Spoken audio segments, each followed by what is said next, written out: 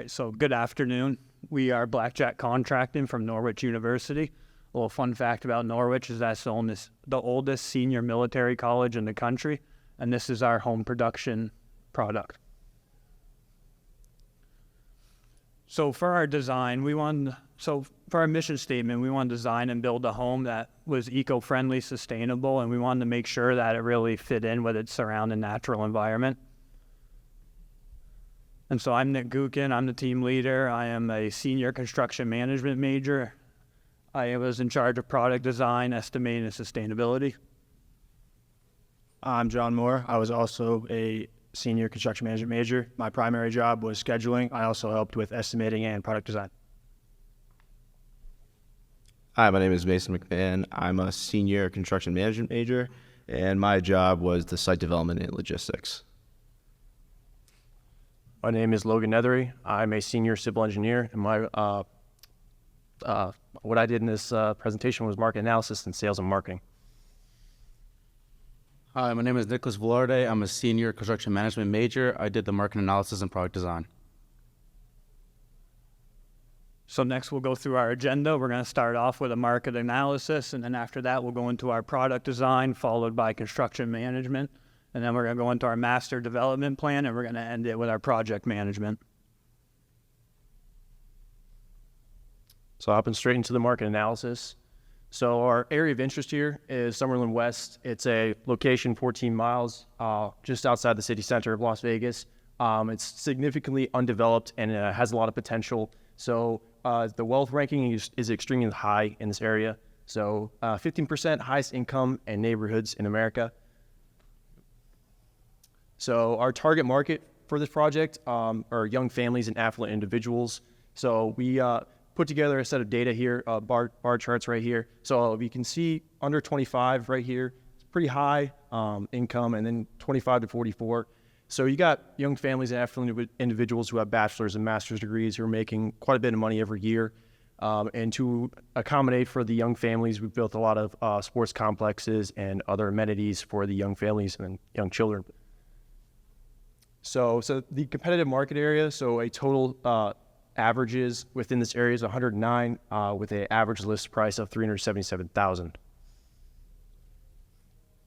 Next, we are going to go through our product design. So on the left, we have the lodge. This is our low tier. It's a 2-story single-family home. In the middle, we have our medium tier, which is the villa. This is also a 2-story single-family home. And then all the way to the right, we have the retreat, and that's our high-end single-family home. For the lodge, this is our simplest design. We have the most of this product. It is just short of $740,000 at the grand total. We have a 2,200 square foot property line for that building. It's a Silver Energy Star rating. It is a 2-bed, 2-bath, and 2-car garage design. As you can see, the floor plan here, it is a very open floor plan. The first floor has a 2-car garage in part of the first floor. It's a very open floor plan designed for a kitchen, a dining room, and then moving into the second floor, it's designed for multiple families and a well-designed floor plan for different rooms, closets, and stuff like that. Moving right into the villa, so this is our medium value home. So this is a 2-floor as well as the Silver Energy rating. Has 3 beds, 1 bath, with a total home value of $754,000. Moving into the floor plans, on the left we have the Revit floor plan. In the middle we have that first floor plan kind of laid out to meet the different amenities of those young affluent individuals. And on the second floor we have a master bedroom and living room as well. And then next we have the retreat. So the retreat is roughly $908,000. It's 6,800 square feet for the lot, 2,400 square feet for the house itself. And this also has a Silver Energy Star rating. It's a 3-bedroom, 2-bath. And then when we go into the floor plans, we can see that we tried to keep the same open floor plans for all of our designs. So we have the kitchen and common room, and then the 2 kids' bedrooms for bedroom 1 and 2 there. One could be turned into an office for some flexibility for the homeowner. Going into the construction management portion of this project, first, right off the bat, we're looking at the site estimates. We use this as our very general universal prices for our project. We got these prices from our past projects that have been done. And as you can see, it's based off lump sum, square footage, particular material. Going into the site development of this project, it's going to be 140 units total between the two parcels given, K and L, K being on the left and L being on the right. And then it's going to be mixed in with the community spaces in the middle, as you can see, and you can see the divide of the two parcels in the middle. The community spaces are going to include a rec center, sports complexes, ponds, parking spaces, etc. Moving to the master development plan, this is going to be our major schedule for the project. As you can see, we have it split into 5 phases. First phase is pre-construction, happening right now with the plan that we're presenting to you currently. Each one is split by duration, which is work days. As you can see, the start date is in February 2023, and our final end date, turnover date, is May 2029. That gives it a just short of 6-year total project length. And our first phase, we have a can you go back, please? We have a 345-day duration. Our second phase is 621. Our third phase with the most buildings is 1,022 days, and our fourth phase is 451 days. Within each of these phases, we've built in buffer time for any missed or failed inspections, any long lead items that didn't make it on time, or any other materials that did not make it on time, or any weather considerations that may have happened on the site, just to make sure that we are turning over the project as early as possible. We're able to turn this over earlier if everything goes right, but this is like a bottom line, the latest that we could have everything finished. Moving on to the first phase, as you can see, that's a recreational facility, which is central on the actual site. We're doing this first so that it's finished when the people have the building turned over to them. We're not building this, they're able to use it. They're able to move in and immediately use all the facilities on the site. And then our second phase has 32 two-story homes, as you can see on the bottom left here. In conjunction with that, we have at the same time phase 3 happening, which has 75 two-story homes. This is the biggest portion of our project. That's why we're doing that at the same time as phase 2. Since it's separated, they will be able to work interchangeably very well. And then finally, phase 4, which is our high-tier single-story buildings with 33 products overlooking the Red Rocky Mountains on the left side there. Going into the site logistical portion of this project, starting out with phase 1, which is being the recreational portion. You can see that we set the fence and gate areas, entrances as well, and then you look at the storage area for the unused or not started phases. Then you look at the trailers, parkings, and bathrooms utilized for phase 1, and then also the entrances, exits, as said before, and then finished as a dumpster waste area. Phases 2 and 3, which is also being done simultaneously, you set the fencing. We set the fencing a little wider to the left for more storage. This was also undeveloped land, and it was okay for the owners for us to use this as a storage space. Entrances, exits, as shown by the arrows. Storage for phase 2, site trailers and parking. And then you have the storage for the phase 3. Dumpsters, waste areas, and bathrooms used from the icons. Going into phase 4, our most difficult phase, because at this point there are going to be residents living in the community, still using that wide fence area. Looking at the storage near the Rocky Mountains, trailers, more storage for that last phase 4, and dumpsters and bathrooms being able to be used at each time. Also, there's more exits and entrances because of the completed phase 1. Finishing off with the project management. So we took into account different risks and different risk assessments. So we broke them into 5 different categories, including site-specific, regulatory, construction, health and safety, and financial risk. And other subcategories were also different things we took into account during the planning and construction phase. Here we have the construction safety management. So on the left, we have a list of different PPE we must require our workers to have at all times. In the middle, we have a diagram to show the importance of each and every one of those PPE items. And on the right, we have generalized rules that we kept that are simplified, easy to follow rules that help workers and everybody looking over them to follow easily.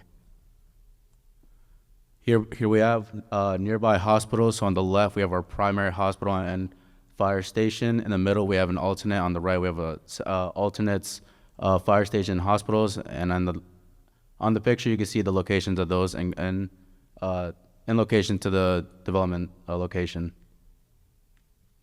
Here we have digital marketing. So again, we want to target that young audience. So the best way to reach those is by using different forms of social media. So listed above are all the different social medias we're going to use to reach that target audience. That ends our presentation. Thank you so much. We'd just like to say thank you to Norwich University. Thank you to the judges. Thank you to NAHB. Thank you so much. And if you guys have any questions, please. Thank you. All right. Nice job, guys. Just one question. The average stated income for the area was $89,000. Just curious where you pulled that from. Yes, sir. So we perused through a variety of sources, but we could not get a accurate, but that was from a demographic site. I don't know the site exact name, sir, but I'll get back to you on that. Okay. So at that income level, it can make it challenging for affordability on kind of the sales prices you were targeting there. So just an observation. Well done, guys. I can appreciate a hand-drawn floor plan. A lot of these other presenters take their floor plans from different places, and this is really old school. I like it. I can appreciate that. My question is, on your floor plans, your middle grade home, if you will, you chose to not include a garage. What's your thought process there, and why did we not have a garage? So kind of going to, so we're talking about the villa, if I'm correct? Yeah, so going into the villa, so we didn't have a garage just due to the fact that if you looked at the floor plan, we have a lot of space in front of the home, kind of like as of that driveway. So we wanted to kind of more focus on the amenities within the home, and we didn't really see a real necessity for the vehicles being parked within the home.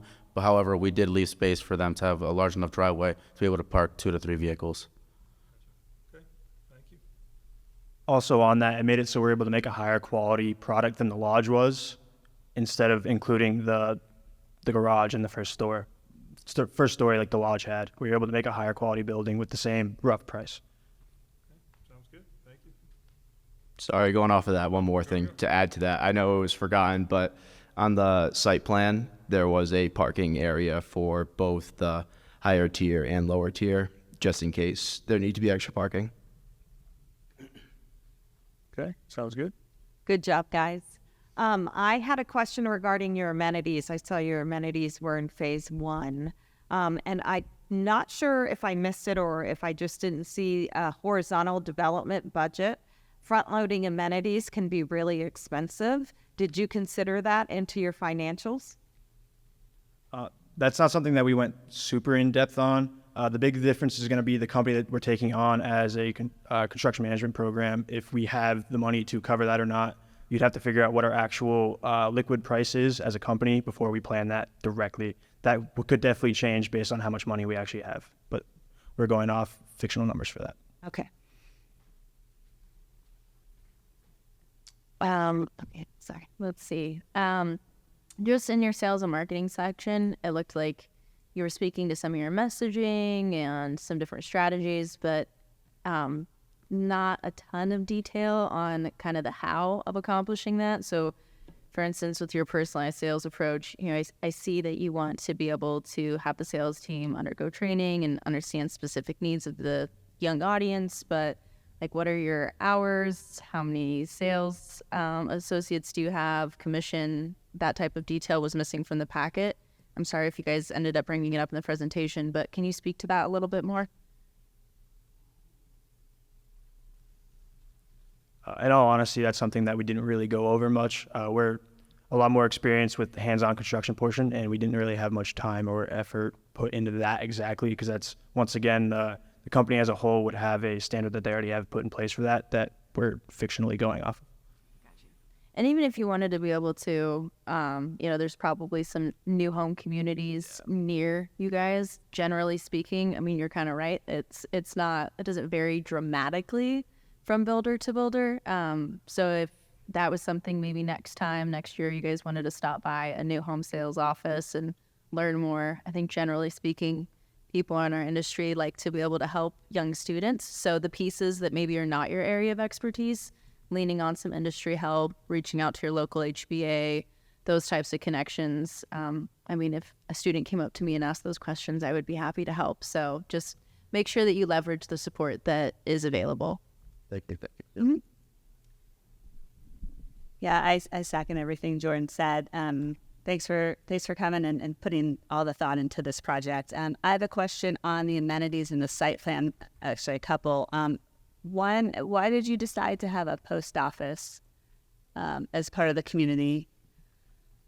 Because, in all honesty, we didn't know what the mail situation would look like. So if having it there instead of it being, in all honesty, I was in charge of that. I didn't really look into where the nearest post office was in Las Vegas, and if it was in a community, then it would just be way easier for the people in that community. And also, it came also to just trying to get them to kind of just congregate as one, because the price differential could meaning that even though we're targeting a certain target audience, then it could be, different people living there. So if they see each other every day, getting their mail or getting packages, same thing with the recreational center and stuff like that. So that's kind of like my thought that went into that.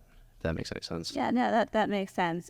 Just in kind of real life, the post office decides where post office or the mail services go. But you would have mail kiosks where you have the little.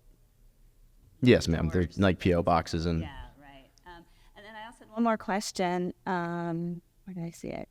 In your narrative, you talked about some houses would have a pool and some wouldn't. Would you plan to pre-program who got the pools, or is that an amenity that people could? Yes, ma'am. The highest paid or the highest most expensive house has that pool, the single-story house, which is in the top left of